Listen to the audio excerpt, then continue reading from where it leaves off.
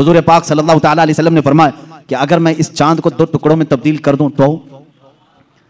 तो उस शख्स ने कहा हबीब जो यमन से आया, तब तो हम आपको अल्लाह का रसूल मान लेंगे। अगर आपका हुक्म आसमानों पर भी चलता है। हुजूर पाक सल्लल्लाहु तआला अलैहि वसल्लम जबल अबू कुबैस, एक पहाड़ी है मक्का में, उसके नीचे खड़े थे, सारा मजमा था। अल्लाह के नबी सल्लल्लाहु तआला अलैहि वसल्लम ने चांद की तरफ यूं इशारा फरमाया। अचानक चांद शक हुआ, एक टुकड़ा पहाड़ के इस तरफ, दूसरा टुकड़ा पहाड़ के उस तरफ नजर आ रहा था। ये ऐसा नहीं कि करतब दिखाने वाले यूं तोड़कर यूं बिठाते हैं। अल्लाह के हबीब सल्लल्लाहु अलैहि वसल्लम ने जो शक्कुल कमर का मौजज़ा दिखाया, वो आधी रात तक टुकड़ों में ही रहा। मिनट 2 मिनट 5 मिनट नहीं, आधी रात तक टुकड़ों में रहा। और ये बात सिर्फ मक्का वालों ने नहीं, जादू हो तो सामने वालों को दिखे। मियाँ अब तो कमाल आसमान पर हुआ है। चांद एक शहर में तुलू नहीं होता, पूरी दुनिया में तुलू होता है, पूरी दुनिया में।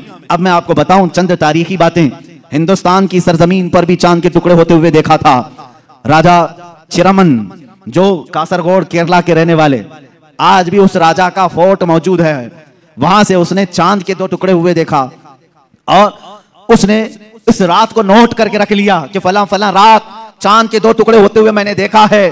फिर जब हजरत मालिक बिन दीनार तशरीफ लाए, हिंदुस्तान आए और उनके कमालात को देख करके उसने कहा एक रहस्य है, एक मुअम्मा है जो हल नहीं होता। मैंने एक रात चांद के 2 टुकड़े होते हुए देखा है। हजरत मालिक बिन दीनार ने कहा वो मेरे आका की उंगलियों की बरकत थी।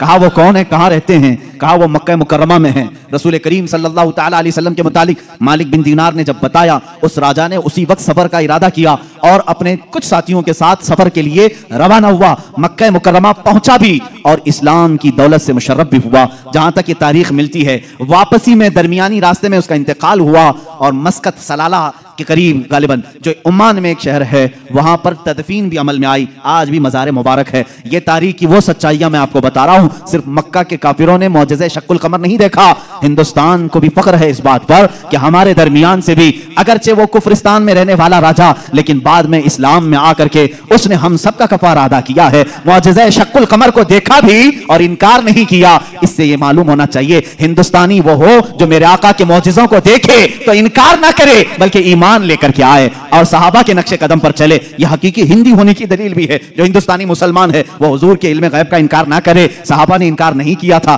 सहाबा ने नहीं कहा था पीठ पीछे की खबर नहीं है। अगर तुम हिंदुस्तान में रह करके इस तरह की बातें करते हो तो मैं कहता हूं देशद्रोही तो असल यही है।